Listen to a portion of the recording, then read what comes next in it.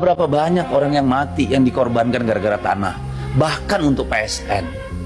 Tanah itu sumber kehidupan. Pemerintah provinsi harus berpikir tentang bank tanah untuk rakyat. Jangan hanya mikirin tanah untuk investor. Rakyat kita nambah terus. Tanahnya nggak mungkin nambah. Gimana kita daerah tuh punya rencana sekian persen angkatan kerja itu bisa diserap oleh sektor informal, oleh sektor formal, tapi yang nggak bisa di sektor pertanian berapa kita harus sediakan. Konsekuensinya nanti di anggaran. Kalau kita nggak sampai mikirnya ke sana, ini nggak pernah tambah dewasa ini negara. Kita hanya akan berangkat dari satu konflik ke konflik lain. Soal tanah ini bom waktu. Sudah berapa banyak orang yang mati, yang dikorbankan gara-gara tanah, bahkan untuk PSN. Jadi tolonglah, ini kesempatan yang mahal buat kita. Tapi saya mau mengajak, nih kan baru nih semua gubernur, kepala daerah di sana. Mungkin ini kesempatan kita untuk merenung ulang Republik ini mau bawa kemana? Ya tak? Soal keadilan bagaimana kita hadirkan sebagai pemerintah? Kan harus dimulai dari anggaran, mulai dari perencanaan, dari anggaran dan seterusnya. Saya mohon kesanalah kita melihatnya.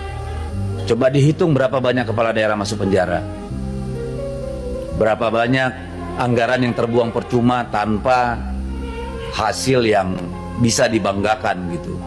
Karena yang sering terjadi di daerah itu adalah saling lempar tanggung jawab, Bu. Ya, lempar tanggung jawab provinsi dengan kabupaten kota, antara kabupaten dengan kabupaten, kabupaten dengan kota, dan seterusnya ini. Banyak persoalan nggak selesai dibawa dan rakyat nggak tahu mau ngapain, mau kemana. Ya urusan sederhana, urusan jalan aja misalnya. Ya, ini selalu menjadi perdebatan publik di bawah yang nggak jelas ujung pangkalnya. Jadi ini berkelindan dengan banyaknya kepala daerah atau gubernur yang tidak memahami sebenarnya apa tupoksinya. Kenapa kita dulu ada sejarahnya terjadi otonomi? Kan untuk mendekatkan proses-proses pembangunan, proses-proses keuangan dengan rakyat di daerah.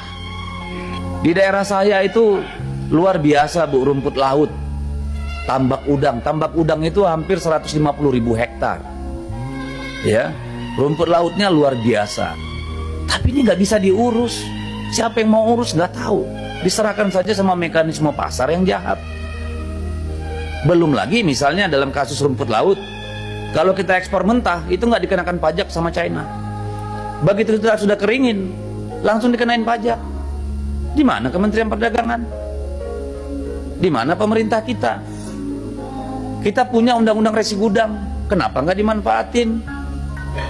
Kan ini problem.